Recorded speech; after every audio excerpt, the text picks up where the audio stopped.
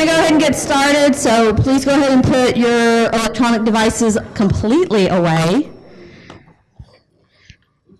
Just as a reminder, that is a rule for this class. That means no headphones in, no phones out, no phones in your name Templetons. If I can walk the entire perimeter of the room and get to you, and you don't even notice it because you're so entrenched in your phone, the phone is mine until the end of class. So honestly, if you can't see me walking around the entire classroom, and I'm not real discreet, I do it pretty obviously, please make sure you understand I am going to take the devices because it's very clearly stated in the syllabus that that is an expectation of the class. So next Friday, you will not meet in this location. You will be required to go to the career fair. Couple things about that. One, you need to dress appropriate. That means no t-shirts, no ball caps, no jeans, no tennis shoes. So you need to wear minimally business casual. So for gentlemen, that tends to be pants, dress pants, and a polo, or dress pants and a button-up. For the women, that's dress pants or a skirt or a dress with an appropriate sweater or something on top. You need to use this time. Some of you were already actually actively looking for internships. Most of you are not eligible for internship credit, but you can do internships as many as you want. You don't have to get credit for them, and you're building your resume, and you're building your network, and you're building your experience. So make sure you take advantage of those opportunities. For those of you who are really kind of in the unsure territory, this is a great time to have a conversation with employers about what you need to be doing to be competitive for positions down the road when you're applying for them. So for instance, if you really want to work for one of the big 4 accounting firms, you need to know as an accounting major what they are looking for specifically in the hires. Is it GPA? Is it the CIS background? Is it that you've actually already progressed through tax and auditing in your coursework before they hire you? So these are the questions you need to kind of ask about. If you want to go for marketing and you see the Kentucky Derby Festival there and you're like, that would be awesome to work for them, find out what they're looking for in interns and future employees. So just, these are the time to ask these questions, because right now you can spend this entire time building your resume, building your brand, as I've said all along, so that you're competitive for those positions. This is how you get credit for being there. When you come in, okay, the career fair is at the Crown Plaza Hotel, which is right by the airport. If you have a car, you can get the information there. The stuff will be all on the walls. It's all over the building. It's on your blackboard, so it's all there. So just make sure it's the Crown Plaza Hotel by the airport. There's plenty of parking if you drive yourself or if you take a group in your car. However, if you do not have a car, we provide a shuttle every 30 minutes from the red statue outside the front of this building, starting around 9. Does it say on that thing, Brooke, you had what time the shuttles start? I noticed you had that. So the shuttles will start at 9:15 a.m. next Friday. You cannot miss your other classes to go, but you do not have to go necessarily during this designated class time. The program runs from 9:30 to 2:30, so you can go at any time during that time frame that's convenient for you to take care of your career fair requirement. So if you want to get up, get there at 9:30, be done, because this is the only class you have that day, great, go get it done. If you want to sleep in on and you want to go at 1:30, great, go at 1:30. But you need to go. You need to swipe in. So make sure you take your student ID card, because that's how you get proof of attendance. Even if you attend and you do not swipe in, you will not get credit for being there. So if you get there and there is an error when you're swiping, and this happens, as I've worked in check-in enough times to know this happens, they will have a sign-in form. So if you swipe and they're like, oh, your swipe's not working, you say, well, I have to do this for class, there will be a place for you to sign in, and you'll be able to put your name, that you're there for Camp 100. Please write legibly. Last fall, about 10 students emailed me panicking, like, why didn't I get credit for the career fair? I'm like, you didn't swipe in. There's like, I signed in. And we finally figured it out, found their names, but the Career Center couldn't read their names. So they just assumed they weren't there, or they didn't give them credit for being there. So that's what you need to do to make sure you get credit for being there. So one, it's at the Crown Plaza Hotel if you have a car. If you don't, there's transportation out front. Take resumes with you. There's absolutely no reason why you're not going ahead and taking your resume, so that you can start talking to them and what you need to do. Some of them may already be interested in hiring you, because some of you may already have skill sets that they're looking for or wanting to foster in their future interns and employees. So go ahead and take advantage of that. Have good, meaningful conversations. Brooke, I'm going to steal your book from you. Sorry. So these are out. Is this out front on the table? So these are out front, literally right here in front of the horn, but these are all the employers that are going to be there and information about the career fair. This is available online if you're, if you're a tree hugger and you don't want to get all the copies and stuff like that. But this is a great resource because you can look through it and see who's going to be there. And so that way, if there's a company that you want to work for one day, you can go straight to them and start talking to them. Or if you want to go to a couple of them, that way you're just not wandering aimlessly taking freebies off the table, so to speak. So, and they usually do have a lot of stuff on their tables. So, so that is next Friday. We will not meet here. If you come, you will be by yourself. I will not be here on Friday. I will not be meeting in here. So, so just make sure you go there. You can go at any point in the day that is convenient for you, but you must go. Failure to attend is a full letter grade drop because it's considered an absence for the class. So, and please make sure you dress appropriately and use the time. I mean, this is for a lot of you. From the first days of classes when we were asking about internships, from when I did those white papers, a lot of you said, how do I get internships? From when we did our panel with the department chair representatives and Paige from the Career Center, a lot of you had a lot of questions about internships. So this is the time to go talk to the employers about that and start building up those opportunities there. Any questions? Yes. Is there like a sign out procedure we need to make sure we follow? No, but you can, you will not be able to take your bags and stuff in with you, so you'll have to kind of like check out to get your bags and things like that. Okay. So make sure you bring resumes, dress appropriate, dress professionally, minimally at a business casual, and make sure you bring your student ID card so you can swipe in and out. Any other questions? Okay. Let's see, Careers Career Fair. Just also as a reminder of class, we have class today, Career Fair next week. The following week is our Business Ethics class, and that is our last class. And just remember, everything is due 1 week after that, unless you're using that last Schnatter Center event for your assignment, which is I think, bourbon and economics talk. And that's it. And there will be no other opportunities for that other than those. So please make sure that you are being diligent and on top of those things. I'll pull grades about 4:15 that day. And if it's not there, it closes at 4, so you actually won't be able to, other than the Schnatter Center thing, all your assignments lock down at 4 o'clock on November 3rd. So that gives you 1 week after the end of our meeting class times to get everything in. If you have done this, you are going to regret it. Please do not wait till the last minute to do everything, like especially all those STOMP modules, because they take a while to get done. So just make sure you're going ahead and doing that. If you have not seen your advisor, I'm sorry for the equine people. For some reason, the report they pulled did not separate you out. But if you have not seen your academic advisor, you need to do that. Even if you're thinking about transferring or not going to be in the College of Business next semester, you still need to see a business advisor. One, transferring may not go as successfully as you think because GPAs and things like that, or you may change your mind. And B, even if you're going to go over to, say, sports administration or communications or, some other area, other discipline next semester, the College of Business is still your home school at the moment, and we're still the ones who can clear you for registration. So you won't be able to register. And also, if you haven't finished your alcohol EDU in Haven, you have to do the second part of that. So please make sure you do that. So, because that will block you from registering as well.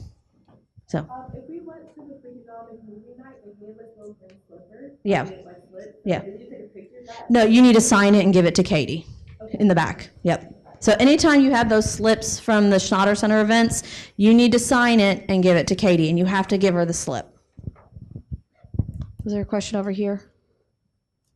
And just as a reminder, a lot of the assignments also have a writing component too. So don't just assume, hey, I went to Freakonomics movie, I'm done. No, you have to go and do the writing piece to it. It's both parts equal the whole assignment. So just make sure you go in and you're looking under your assignments tab in Blackboard. So, all right, so on to more exciting things. And a lot of you have actually started emailing me about this, so I'm excited that a lot of you are starting to show interest. Just out of curiosity, how many of you already have a passport? So I asked that question 4 years ago when I started teaching this class, and it was literally about 10 students. So international opportunities, international education, going abroad, things like that, this is becoming something that is much more widespread that we're finding. So as I've told you all at the beginning of the year, my real hat that I wear in the business school is I'm the director of international programs. And so this is what I'm passionate about. It's what I love. It's very exciting. It's fun. I'm going to talk for a few minutes, and then I have some students who've participated in some of our education abroad programs. Again, it's a panel. These things are much more interesting if you guys ask questions. I really hope you will. If you don't, I will lob questions at them. But again, I encourage you to ask the questions and start the conversation. So, what's the international language of business?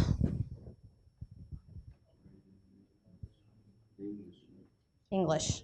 So, it's English. What's the #1 language spoken in the United States?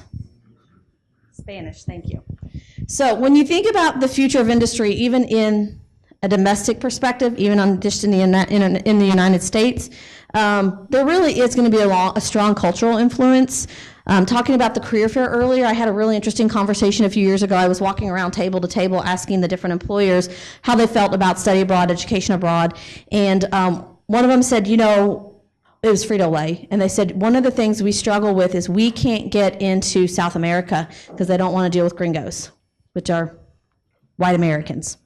So some of these countries are really looking for people who are willing to immerse themselves in the culture and really get themselves connected with cultures outside of their own so that they can help you work in other parts of the world.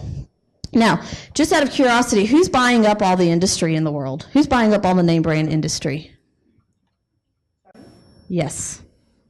So I was traveling a few years ago. I visit our partner schools around the world. I was in France, and there was a poster in French, and it says, there are more people in China learning English than there are native-born English speakers in the entire world.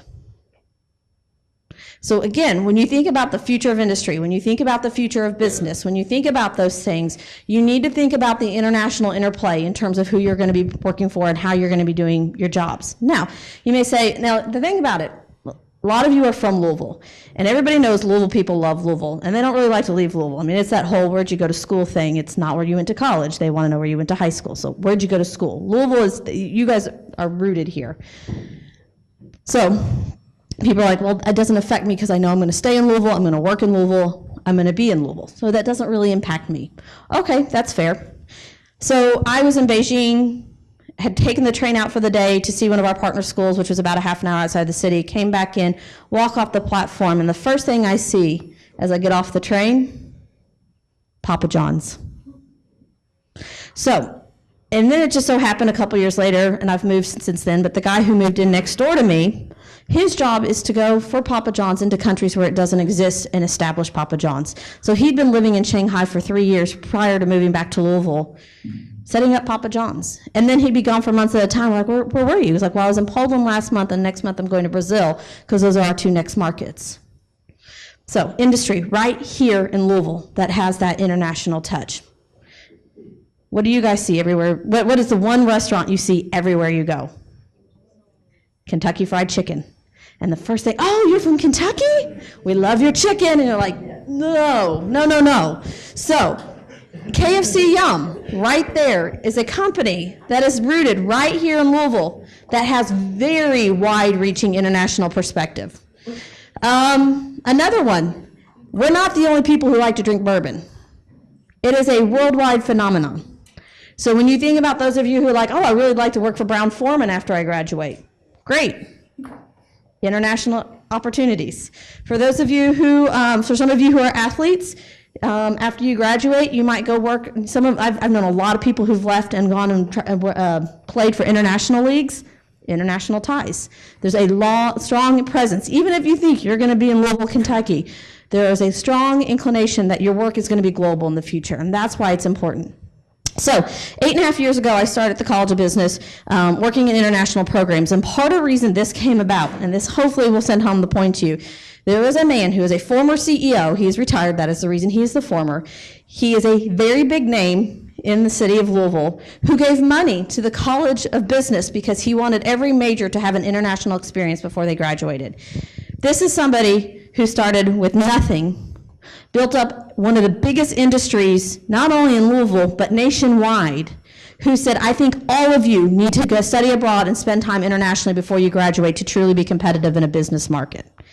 If that doesn't send home the point that when you have CEOs saying you must do this to be competitive, I don't know how else to send the message. But they are telling you, industry is telling you, this is what you need to do to be a true business graduate. So he made this gift to help support the cost for our students to go abroad.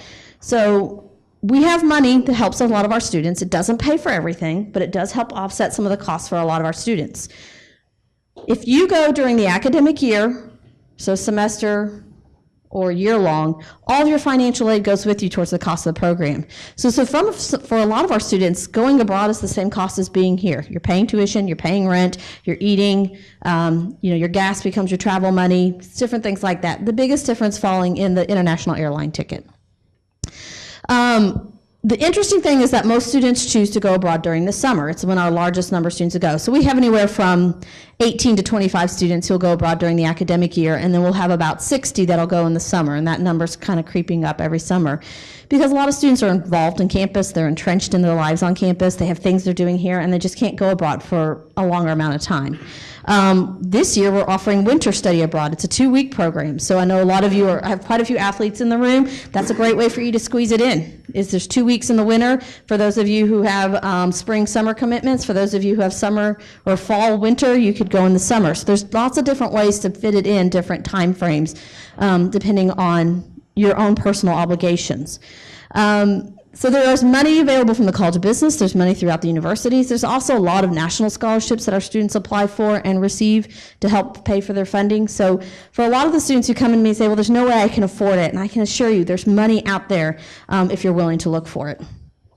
So one of the questions I started earlier, I asked you about what's the international language of business. So the College of Business at the University of Louisville is an AACSB accredited school. In order to be an AACSB accredited school, you have to teach a certain percentage of your coursework in English, which is obviously a no-brainer for schools in the United States, pretty easy to manage.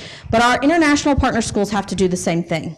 So for them to get AACSB accreditation, or EQUIS, which is the European version, they have to teach coursework in English too. So when we send you abroad, this isn't to go take international finance and hope you can wing it in Mandarin because, we'll see good luck, best wishes. No, this is an opportunity to take your coursework in English, take your coursework in an international context. And for some students, they actually like it better because of the way the content is set up in the classrooms. Every program runs a little differently. They'll each talk to you about their classes. Each of them had a different, everybody, actually, I think every one of you had a different setup. Katie's going to come up too because she had a really unique program that she did this past summer as well. So they're going to talk to you a little bit about their programs, things like that. So the biggies for a lot of students is, the classes, I need to stay on time to graduation. For a lot of students, this actually helps them stay on track to graduation. It helps them achieve more of their goals while they're here. And 2, finances. And I'm telling you, there is scholarship and financial aid available to help students with the cost of these programs. So I'm going to invite you guys up. This is more interesting if you all talk than if I talk, so if you want to come on up. A few things just to show you real quick. If you want to find more information about this too, this is the College of Business website, business.louisville.edu. Global study takes you to everything. And then I'm going to turn this off in a minute so it doesn't blind you all. And then you can find about abroad, our partner schools. The blog is probably one of the more interesting things because it's written by the students who've been abroad, and they can talk, so you can read about their experiences and things like that. So Alexa's in Spain. She's in Morocco. Yep. So you can kind of so you can play around with those. If somebody's like older sibling, if you had an older sibling who went here and went abroad, you can kind of play around when they went abroad to read about it. You can search by name and you can search by country, things like that as well. Okay, I'm going to do that so you guys don't get blank. So I'm going to have you here. I'll trade you. You don't need that now, so you don't have to do it. Okay. Name, major, minors, where you went, how long you went. Okay. Oh, wait, that is what? Okay, I had all the list of the places. Okay, well, my name's Katie. I'm usually in the back, as you guys probably know by now, or hopefully know by now. I'm a marketing major, and then I have a psychology and communication minors. And I went mainly to the Netherlands, but my program, one of my classes took me to Germany, Belgium, Luxembourg, England, France, and then back to the Netherlands. I'm Morgan. Can you hear me? Yeah. Okay. I'm Morgan. I'm a senior here at U of L. I study econ and gender studies with minors in French and international business. I studied in France, obviously, but went to like 16 different countries in a span of like 5 months. Hi, I'm Regan. I'm a junior here at U of L. I'm a marketing major with a French minor and an international business minor, and this summer I studied in Paris, France for 6 weeks. Hi, I'm Abby. I'm a junior here at Louisville with an accounting and marketing major and an international business minor, and I was in Barcelona, Spain for 6.5 weeks.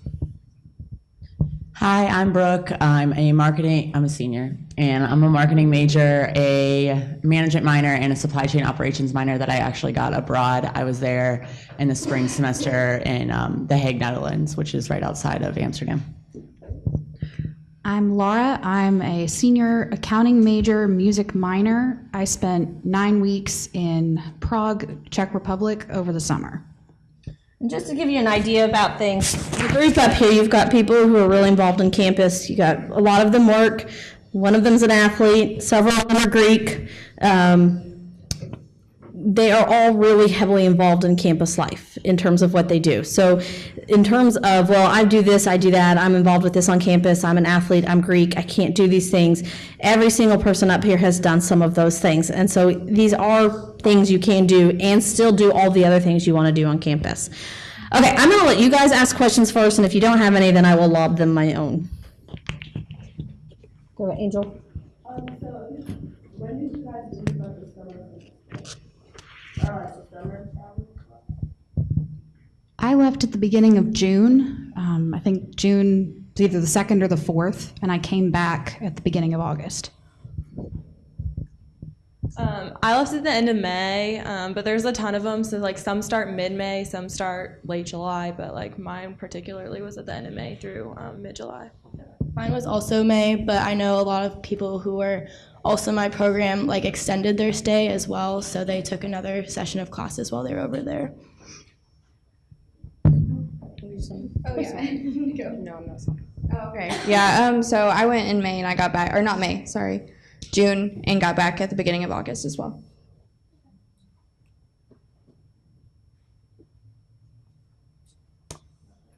Okay, Caitlin.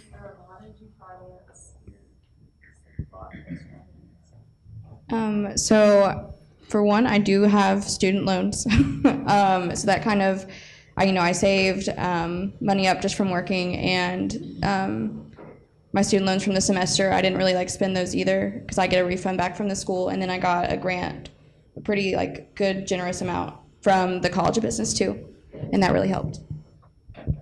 I went for a semester, so I could use my scholarships that I get normally here that fund my tuition and things here. College of Business gave me a nice grant as well. Shout out to the Jones.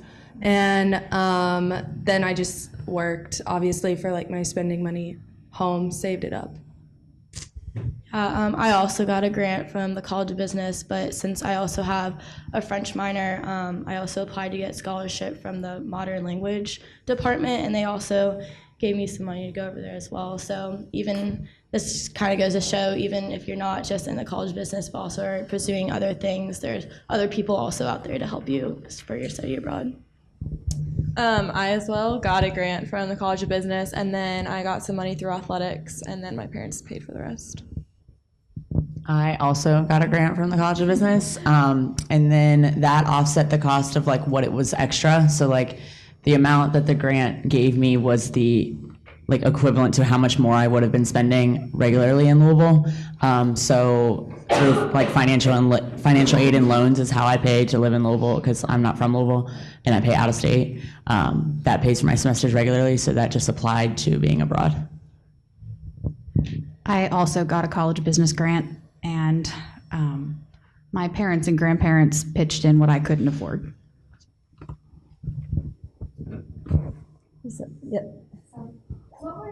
What were y'all's schedules like based on class time versus free time, I guess? I didn't feel like I spent a whole lot of time in class. My program was set up as 2 sessions, a 3-week session where I was in class either 3 or 4 days a week for 3 to 4 hours. And then the second session, I took 2 classes, and each was 3 hours a day. But I took class from basically 9 to 12 every morning, so I had the rest of the day free. Did you have Friday classes? Nope. No Friday classes.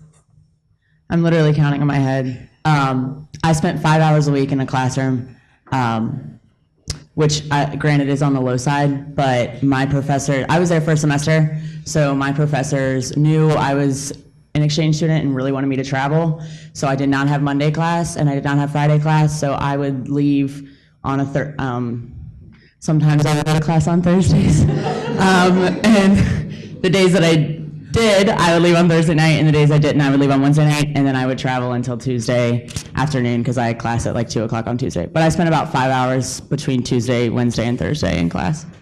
They all get a dose of truth serum before this class, so they can't hide anything from me.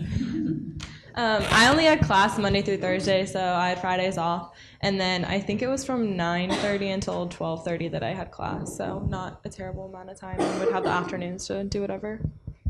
Yeah, since I was only there for 6 weeks, I only took 2 classes, but they were only Tuesdays and Thursdays. So literally Tuesdays and Thursdays, I would be at school, well, with the commute. I would be there from like 8 o'clock until like 6 o'clock, which is like 2 classes, but there's also like break in between.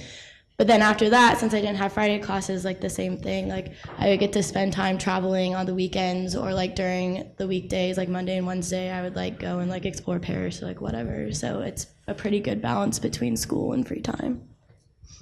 My school, I think, was a little bit different from what you see here at the university and like what a lot of other people see. I was kind of in like a master's program, so my classes were supposed to be really flexible for their students so they could like work and everything. So I was really only studying, I studied for like a spring semester. I was really only in class for like 2.5 months, I think is how I scheduled it. And I took like 2 classes a month basically.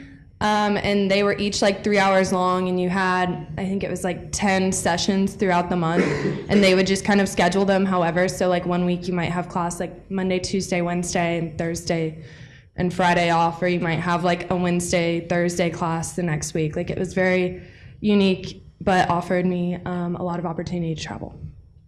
Did you ever take a month off? Yeah, so I got there, I signed up for like, I immediately took January and February and then like 4 classes in those 2 months. And then there were 2 weeks in March that there were classes that were a week long that counted for like an entire semester. Granted, I was in class all day for those 2 weeks, but then literally like from midway through March until the end of May, I was traveling. Mine's a lot different than other classes. So I had 2 different classes while I was abroad over the summer in a 4-week program. So the first 2 weeks, the class was entirely travel. So we went to 6 different countries during that time, and basically it was all day class, but it was fun things. It would be like we would go to like Google headquarters in the morning, and then we would have like a couple hours to do like a write-up about it.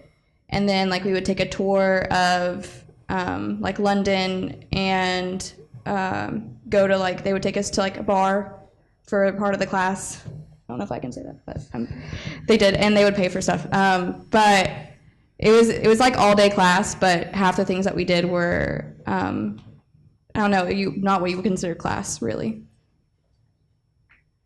Oh, and then my second class was really rigorous and hard, but it was Monday through Thursday, so I had the weekends off and I would travel during those.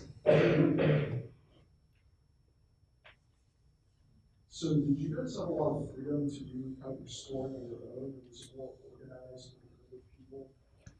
So the first half of my trip where we were traveling everywhere, we had a couple free days. So like when we were in Paris, we had a whole day free. The weekends, usually it was mostly planned stuff. So when we were in Amsterdam, like we had a 4-hour free slot, so there wasn't a whole lot we could do when we were there. But I mean, a lot of it was planned, and it was like the best stuff that you can do in the cities. So it was really fun. Now the other class I had, it was downtown in Maastricht, Netherlands. So after class, I would just go to the city and do whatever I wanted to that afternoon, because it was in the morning, the class was. So I had the whole afternoon free, the weekends free. A lot of downtime to do what I needed to or wanted to. Mine wasn't like a specific program. It was literally just like an exchange from the University of Louisville to, it's called KEDGE, is the school that I went to. So there was absolutely nothing set up. It was just like you were a student there, like you're a student here. So I just made friends with the Americans and the Canadians, and we would like do travels together, and I did a couple trips by myself, and yeah. Yeah, so I went with a program. I went with ISA, and they had like a couple like side trips for us to do. So like one weekend we went to Versailles, and like another weekend we went to like Loire Valley.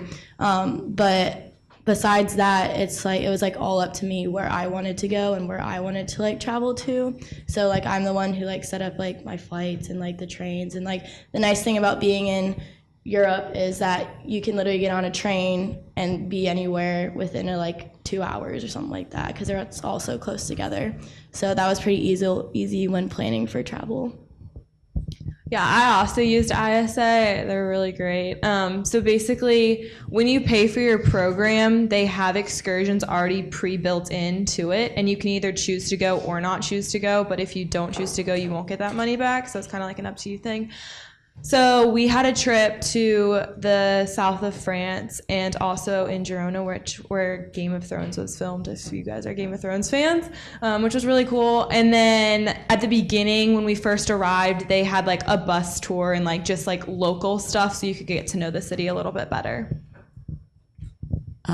Excuse me. I had a pretty similar experience to her. Like nothing was planned. I didn't go through an outside like third company. It was just an exchange between Louisville and The Hague. So I was a student there, and they didn't have anything planned for me.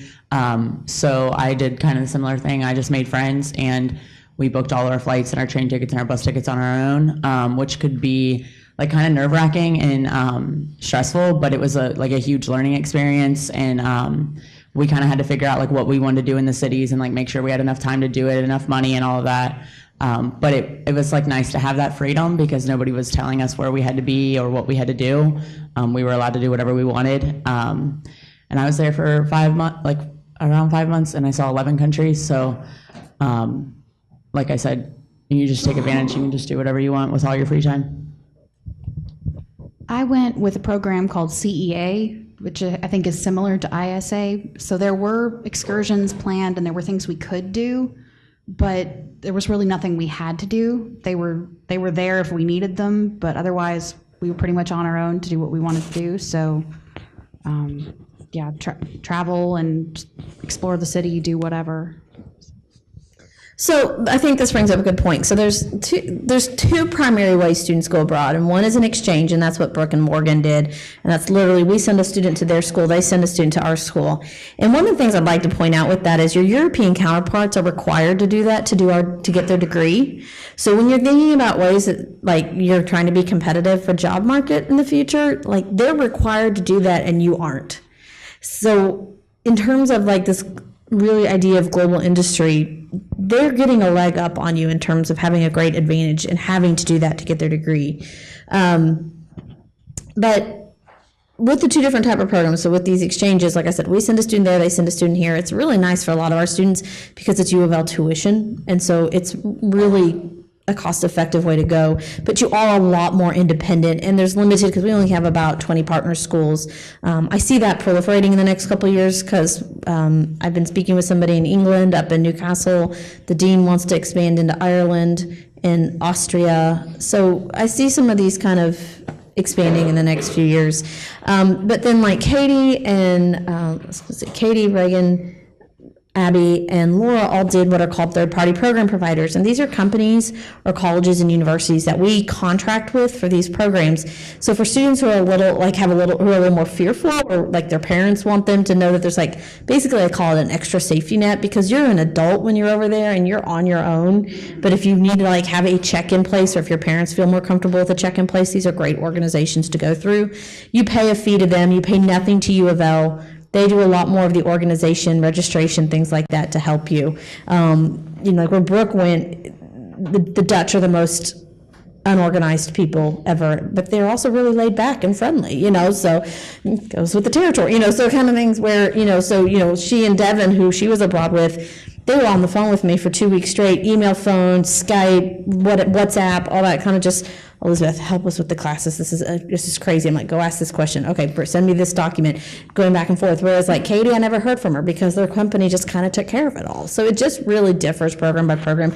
And Morgan, I never heard from either because they're a little more organized, a little bit. They're still French. The other thing is, so some students are, Morgan went by herself. She was the only University of Louisville student who went to her school last year. Brooke went with another student from the University of Louisville. They kind of got talking and decided, they'd go.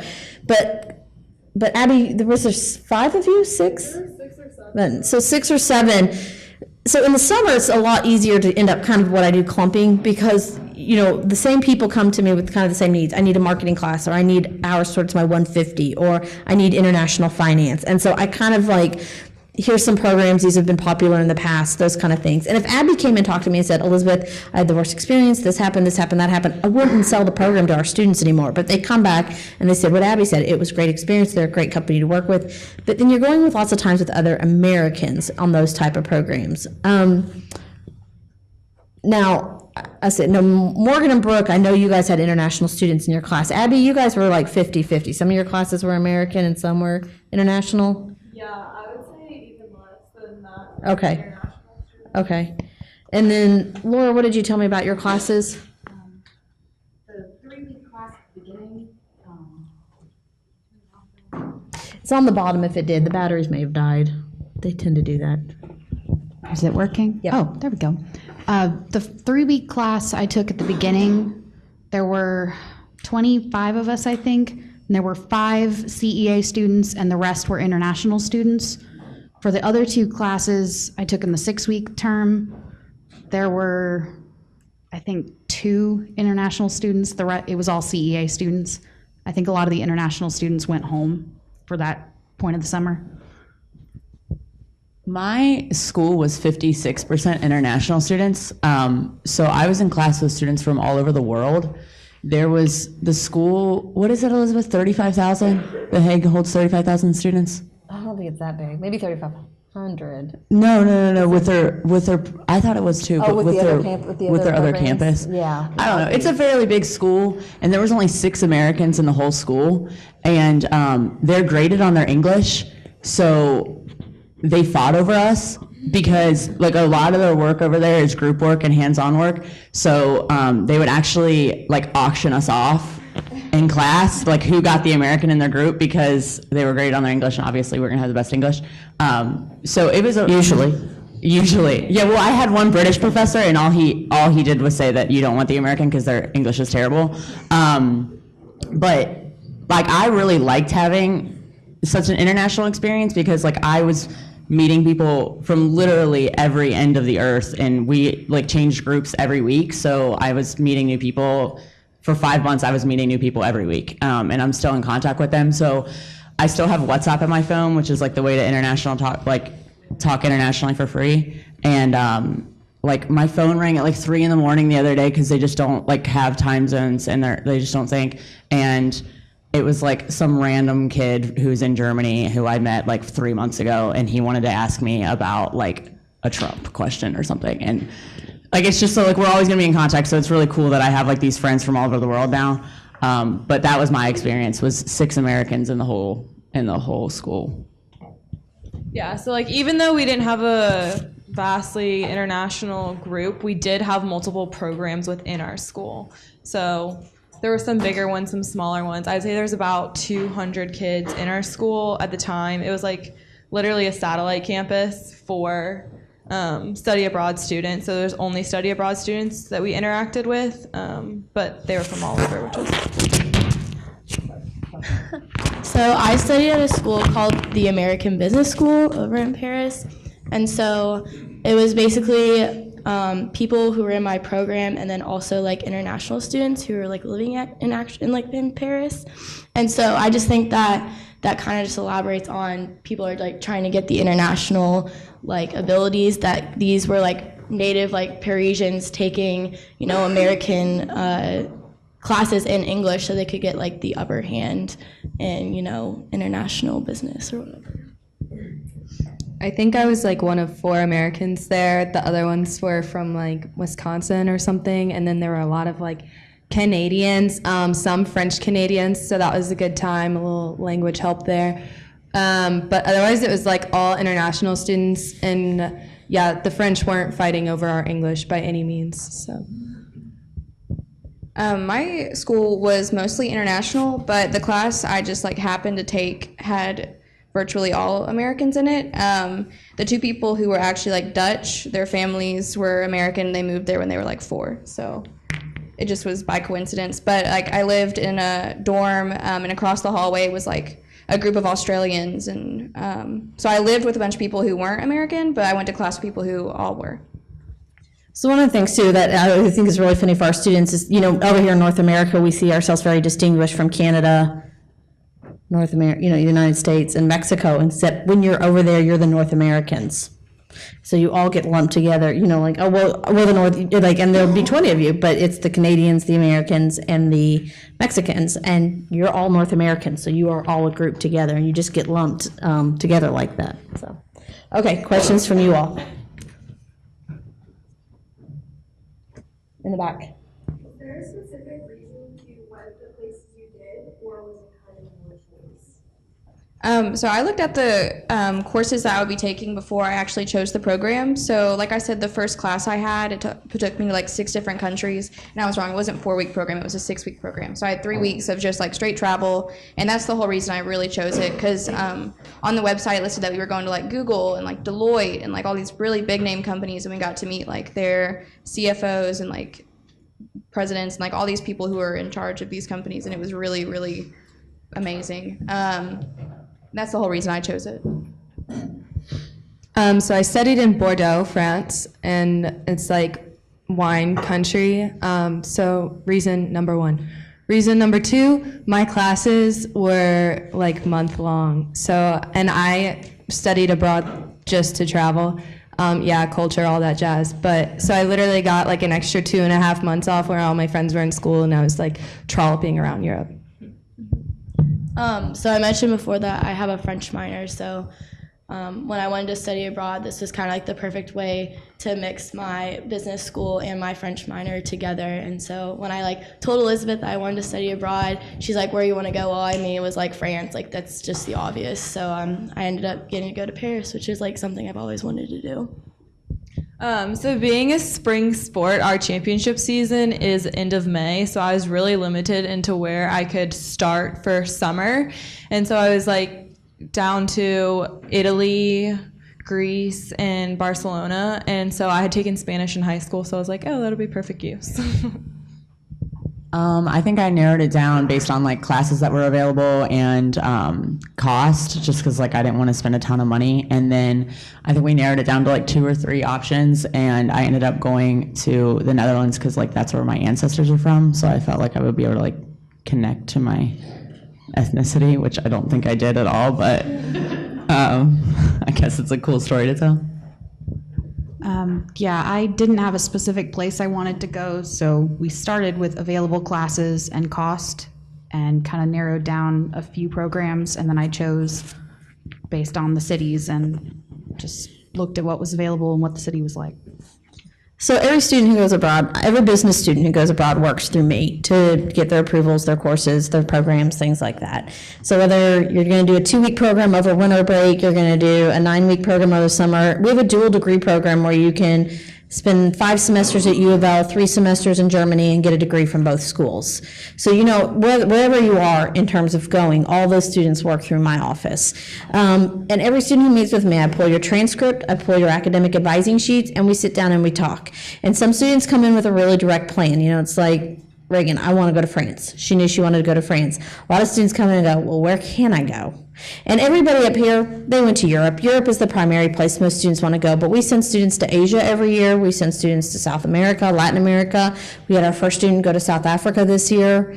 So we sit and talk with students, and we talk about what's the financial implications of going to Japan versus Korea, or what are the, you know, I really want to go to London, but it's cost, for a lot of students, it's cost prohibitive. So then we start looking at what are some great alternatives to that, given the costs. So, and those are the factors that a lot of students bring to me in trying to make their decision about where they go abroad. And we really spend a lot of time talking through those things and figuring out what's the best fit for everybody. Angels? So knowing what you guys know now and like talking amongst yourself, like what company would you travel with if you can do it again? So like you, somebody was independent, and others had organized families. Like which one do you guys think was like the best company? Better company? That's going to be a hard question for them to answer because they've not gone on multiple companies to know the difference between them. And everybody's going to probably tell you their experience was the best experience. So, and that's exactly it. It's what's right for you. And that's where I help you figure that out. Because some students come in and they're just like, I can't do this by myself. And some students are like, I don't care. You know, everybody kind of has a different mentality about it. Sean? Did you take mostly minor classes or super classes? Or like elective? At least for, off again, is that still working? Okay, sorry. For me, it was like the business breadth type classes. I took Principles of Leadership, which counted as a business elective, and Operations Management for the Operations Management credit. And then I took a history class for fun. But yeah. I took almost all marketing electives, and then I took Management 401. But luckily, like all of the marketing electives that I was taking over there counted as a minor over there. So I was able to like add a minor to my resume. So I was able to kind of like do two things: get a minor and like get all my electives in. Yeah, so I took 2 marketing electives, which will go toward my marketing major, and then they also double as business electives for my accounting major. Yeah, the 2 classes I took were, one of them was one of like an actual marketing class, like Marketing 350, which is what you actually need to get a marketing degree here, and then the other one was just like a business elective. I just took a ton of classes my sophomore year. I think I took like 40 credit hours that whole year, LOL. And my junior year, spring, I think I got like 2 classes that were econ credit, and I took like a couple classes in French that were business, so it kind of counted for both. And then the rest of them were just like slack off classes. So for me to graduate next spring, which is, right on track with the 4-year plan, I had to have those 2 credit business electives, and either I was gonna have to take summer classes or study abroad. So I picked study abroad to take up those credit hours instead of staying here and doing it the same thing essentially and paying. It would have been about the same amount after the grant to take the classes like JCTC or at U of L as much as it did like for me to go abroad and take it. So the classes you're taking abroad are counting towards your degree. I'm not going to send you over to take, that mythological underwater basket weaving course that people talk about out there. The fact of the matter is this is degree progress coursework. And as a lot of them have said, it's oftentimes for a lot of students more interesting because it's a lot more case study and hands-on type courses in terms of what you're doing in the class. It's a lot more dynamic experience. So it makes it oftentimes more interesting. One of the things too about study abroad that's different, so, we've talked a little bit about the traveling they've done, and maybe we'll have them talk a little bit more about that here in a second. So it's class, it's free time, it's traveling, it's doing those things. Study abroad isn't just going abroad and going to classes, and that's great. That's part of it. You learn, you get something, like Brooke got an entire minor that we don't even offer here at the University of Louisville. So she has all this knowledge base that we don't even offer that she can market herself with down the road. But it's a dynamic experience. So you should be traveling. You should be going out and having fun. You should be going out and interacting with locals and going out to local places and stuff like that. It shouldn't be, well, I just go to classes. Because if you go abroad and you go to classes, you've missed the whole point of going abroad. So let's do a question on, talk a little bit about like what you did traveling and how you traveled, and talk a little bit about the costs and the things like that on your independent travel, not necessarily the group excursions. Okay, so whenever I was back in the city for the last 3 weeks, I had Friday off and I had the weekends off. And it was really easy because Maastricht, where my study abroad program was in kind of like in the very middle of Europe. So everyone I knew was going to like a different place the weekends that we had free. For instance, my friends, we went to Zurich, Switzerland one weekend, which was my favorite place, like hands down beautiful. The water's actually blue and you can see the bottom no matter how deep it is. Like it's crazy.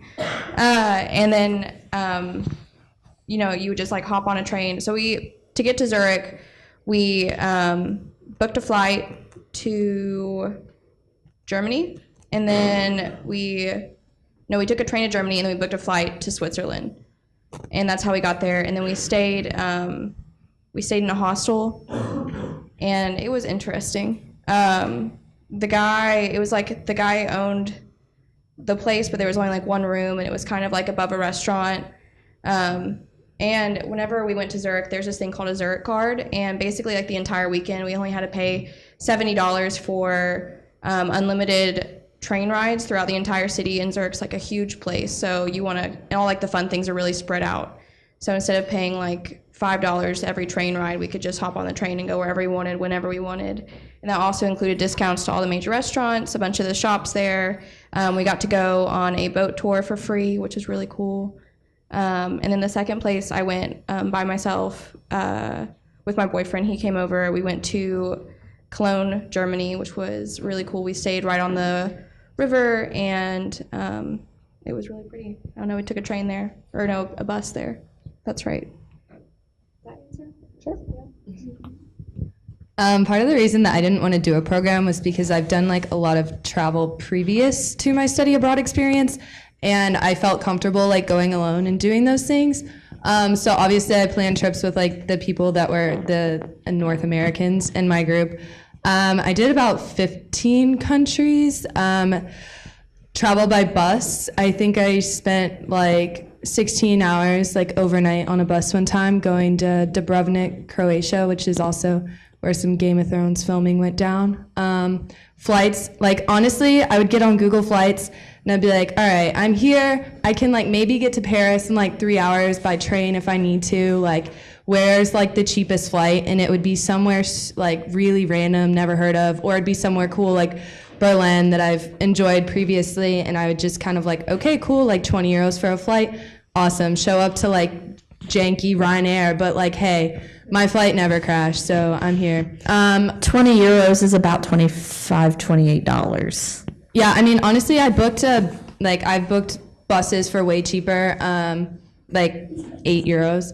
So, and then my favorite experience traveling might have to be that I had to go to Madrid alone to get my visa fixed. So that was a good time, and there was like no way that I could get out there. So some of the international students recommended BlaBlaCar to me, which is basically I'm like booking a car. Like these strangers are already going to Madrid. They'll make pit stops wherever you are.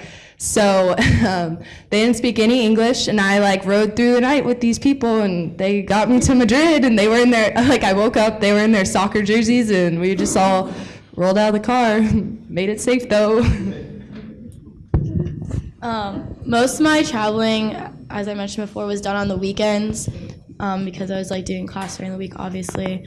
But I took the train a lot, honestly, because Paris has so many freaking train stations that you could literally type in a location and it could be like, this train is like leaving in like 20 minutes to go to wherever you want to go in Europe. So like I did a lot of that on the weekends. I went to Belgium, I went to Switzerland, I did like southern France. Afterwards, I did Amsterdam and Dublin, and literally my flight from Amsterdam to Dublin was 20 euros. Like, I had to book another bag, and my added bag cost more than actual flight itself.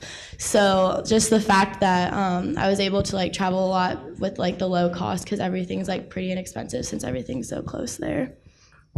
Yeah, definitely take advantage of traveling to other countries while you're abroad if you go, because it's so cheap to go to another country. Like Elizabeth was saying, I went with about 5 or 6 other people, and so I actually didn't know anybody prior to going because I kind of wanted to just like experience another culture, and I really like meeting new people and branching out. But we actually got together for a meal before we all left so we could get to know each other. And I went to Paris one weekend with one of the girls, actually. So once I got over there, I actually like got to meet people and then see who I wanted to take weekend trips with, and then we would plan from there. But it was really simple to do once we were over there, because then you could be like, okay, this weekend's free, because the other weekends we already had like pre-scheduled excursions, and then just mainly took flights.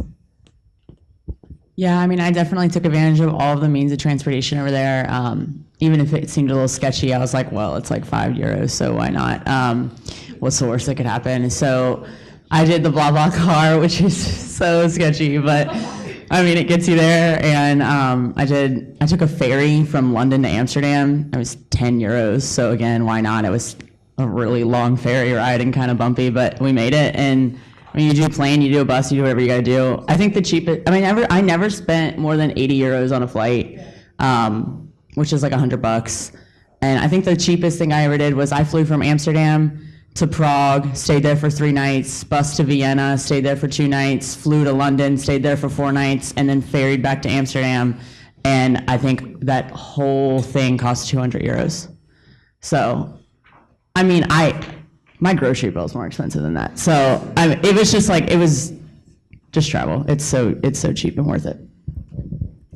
I don't think I did quite as much traveling as they did, but I went to Vienna one weekend with my roommate and one of the other girls on my program. I went to Budapest one weekend, and then did a couple of excursions within the program. And it really didn't cost very much. My group stayed in Airbnbs, and honestly, I think in some places the Airbnbs were cheaper than the hostels. Like, we didn't go to Salzburg, but one of the other groups did, and their hostel cost more than an Airbnb there did. So just look around. There are a lot of options, and you can get stuff for really cheap. So what's been your experience since you've been back with the study abroad relating to job search, internship searches, things like that? I haven't had any interviews or anything yet since I got back, but I'm definitely putting study abroad on my resume, and I'm sure it will be a good conversation topic if nothing else. Yeah, I definitely have a success story with that so far. I mean, I just started my job search, so I'm supposed to graduate in May. So I applied for a job, and I had like a phone interview, and then they let me know a couple of days later that I made it through, and then they like offered me feedback, and they said that it like was coming down to like me and like 1 or 2 other people in the Louisville area, and they put me through the second round because I had been abroad, because they're trying to move into like an international market. And then I had my second interview up in Cincinnati on Monday, and she, like, the first thing she asked was, oh, like, I see that you went abroad. Can you tell me about that experience? And so I talked about it a little bit, and then she was like, well, I spent a semester in Dublin. And so the rest of the interview, we talked about Europe, and then she, like, looked down at the clock. She was like, oh, I'm sorry, like, time's up. So she didn't ask me a single question. And I mean, I heard back 2 days later, and I made it through to the third round, so I think it's working out. Yeah, it's definitely a huge thing to put on your resume. Like she was saying, like everybody's looking for like international experience and how you can just like work in new situations and be adaptable and just like take new experiences and like leverage that forward into your career. And like she said, in my interview, that's all we talked about. Like, I'm pretty sure the only interview question that was actually asked is why is this your major? So it was really nice. Yeah, I haven't interviewed for anything yet either, but I know definitely like the skills that like you take away from study abroad is like definitely something that employers are looking for. So like independence, adaptability, like just being like confident in your own set of skills is something that people really want to see, and like things you gain while you're over there and like studying abroad. It makes the adversity question a lot easier to answer, first of all. And also, like, as previously mentioned, it's like a deterrent from any of the other like scarier questions. They literally just want to talk to you about study abroad, especially if they never went, because it's very intriguing. And like I'm doing research for like my undergraduate thesis, and people like, I think it makes it easier to kind of like get in with a lot of people because they went abroad and looked at like, I'm doing it over like bourbon, and so they're looking at like, they talk a lot about like distillation and different things, and it makes it easier to kind of like find some common ground. So I haven't had like a formal interview or anything since I've been back, but I did have to go to lunch with the president of a company that, I'm eventually going to have like an internship with. But I was really nervous before I went, and the whole time we ended up just talking about the places I had been to, because she had also been there. So we just kind of like exchanged stories the whole time, and then she realized that she like rolled over through her next meeting because we were talking so long. So it made it a lot more easier and a lot less intimidating than talking to just like the president about like a company. I think the takeaways, the reason I asked that question, I want you to think about is one, when you go into an interview, a lot of the questions they're gonna ask you are gonna be behavioral type questions. They're gonna ask you about classes and things like that, but they really wanna know how you're gonna interact with other people and how you kind of think on your feet. And a lot of these type opportunities make it really easy because you have real world experience about, oh, well, yeah, let me tell you about that because I can. The other thing too is it makes you memorable. It's, you know, you stand out. Only 3% of Americans, undergraduates, do more than 4 weeks abroad. So, with every job you apply for, there's at least, on average, 150 applications. When I'm flipping through those resumes, and I've done enough job searches, hiring people, or being the person kind of the initial contact, I have looked, you just flip. You're looking for something to stand out. You're looking for something to make somebody interesting and distinguished. All the things that you'll do, your major, your minor, your internships, your leadership, your organizations, your work, those are all good and they all help, but everybody is doing those things. 10% of undergraduates, if you include the short term, like the 2-week winter program, summer programs, things like that, study abroad. So when you are looking at ways to truly distinguish yourself, when I talk about building your brand and really making yourself stand out, these are the ways that you do it. What other kind of questions do you all have? You can ask fun ones. In the back? This question is for you, Elizabeth. Yeah. How early should we start talking to you, say if we want to study abroad? So I'll let me get back to Mike. So a lot of you have actually started emailing me, and I've asked you just to wait till we get to this class because this is kind of one, I'm trying to get all the spring 18 people kind of taken care of right now anyway, but this is kind of the gateway. Like this is like your surface information, your intro into study abroad, that kind of stuff. Anybody who is interested to start having that conversation, I would recommend you do it now. Start having it now because you can make it plan. I can make you, one of the things that I do, if you meet with an athletics advisor, they're talking about athletics. If you meet with an honors advisor, they're talking about honors. If you meet with your business advisor, they're talking about business. I am the only person who will pull all those pieces in and show you how you can do all the things you want to do and still graduate in 4 years. And I will have a really honest conversation with you about summer versus semester. I've had students who tell me they want to do a semester, and every time I look at it, I work it. I'm like, if you do this, it's going to delay graduation. Some students don't care. Some students do. I have a couple people who are going abroad next semester. They're not going to graduate until August now because they have chosen to take their capstone in the summer because they'd rather be able to spend a semester abroad than graduate in May. They found like they would much rather have that opportunity. And that's coming to me that late into the game. Literally coming into me, into the end of their junior year going, can I still do this? Can I still do a semester abroad? And I have students who do it. So the earlier you do it, the easier it fits, the easier we can make what you want to do fit into your schedule. For those of you who have extenuating circumstances, some of you are caregivers, some of you are athletes, some of you work, we can look at how to work around those details. And the earlier we do it, the easier we can make that fit. But that doesn't mean I don't have a lot of people who come to me last minute and go, so wait a minute, I can still do this? And we figure out a way. But you also have to be open-minded and flexible. Like, my first year, I had this young woman, and she had to go abroad in the summer, take calculus, and she'd only go to Germany. I'm like, you have to give me something else besides that. Like, you got to give on what I can get you. I think I found her calculus in like Greece, but she would not take it. I'm like, come on, I found you calculus in Greece. It's got to make it a lot less painful. So it's as soon as, honestly, you can email me. My service account, the best way is Global Cards. That separates it out from just general email. And send me your class schedule and your work schedule if you work. So. What other questions?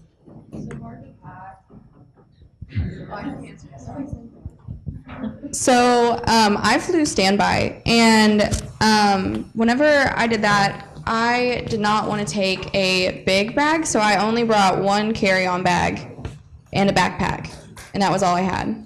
And yes, it was the little travel packing bags that you can buy are really, really useful because I could like squeeze everything in them and zip them up, and it would take up less space in my tiny suitcase that was like this big. I don't know. It was really small. We talk a lot about that in pre-departure though too. Yeah. I did not bring a big suitcase, and I managed for 6 weeks. And I took 2 checked bags. That was a mistake. You will also spend a lot of money getting those back to the United States if you're not careful, because it's very expensive to check bags internationally. Like, you get one bag free, but after that, if it's too heavy, they start charging exorbitant amounts. Like whenever I went to Zurich, I could only take a backpack for free, and that's all I could take.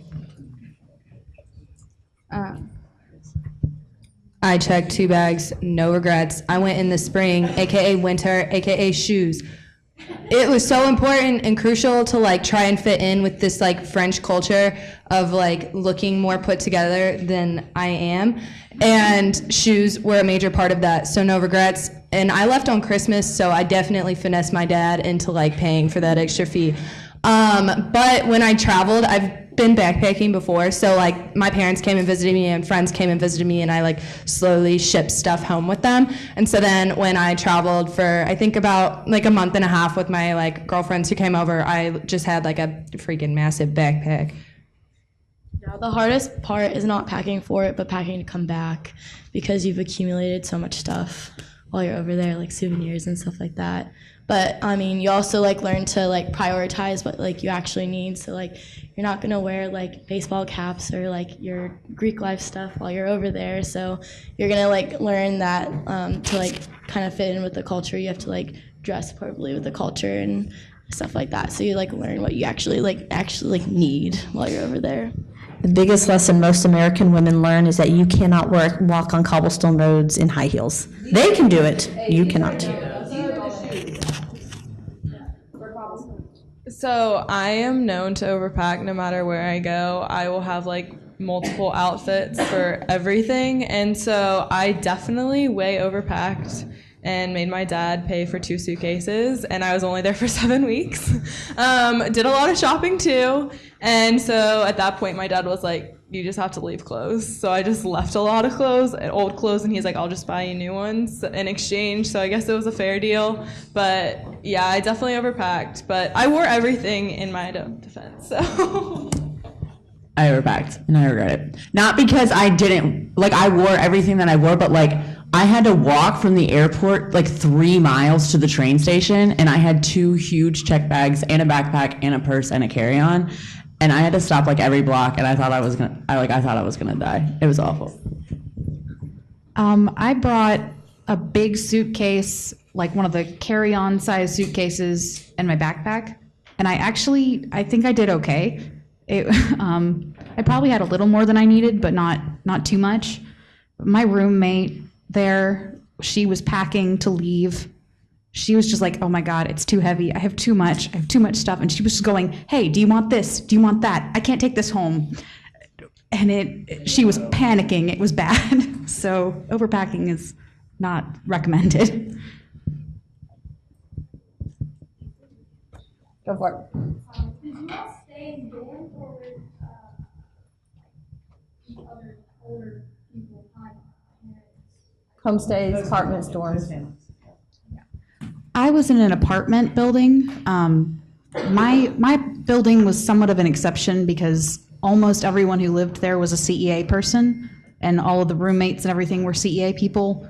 But there were other people in my program who were scattered in other places in the city, but we were all in apartment-style buildings. I was supposed to be in an apartment with 3 other exchange students and like 3 other international students, and I got there and they didn't have my name written down, so I was homeless for 3 days, which was the worst 3 days of my entire experience. I called Elizabeth crying like all the time because I slept on the floor, the rock hard floor of the other University of Louisville student for 3 nights. And then I finally found a hotel that is meant just for international students because that's how big of a presence there is over there. There's just so many international students, so they have a hotel that's literally just for students. And it was more expensive, but it was really nice. So I lived in a really plush, nice hotel by myself. So with ISA, there were 3 options. There was a homestay, there was an apartment, and then there was like a residencia, which is basically like dorm.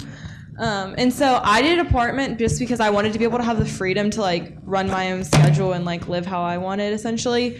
So the same thing with the dorms, you could basically do that. It was a lot tighter and you had to like share a room, while in the apartment I had my own room. And then with the homestay, you have the perk of them doing your laundry for you and them providing meals for you, but you have to pretty much be there and let them know like, hey, I'm going to be here at this time. And it was a lot harder for those people to like leave early for the evening if they wanted to go out that night or like do dinner with friends because they were like in the family's like schedule. Yeah, so I lived in a dorm, but like it's not like Miller, like it's not like you're sharing a room with someone.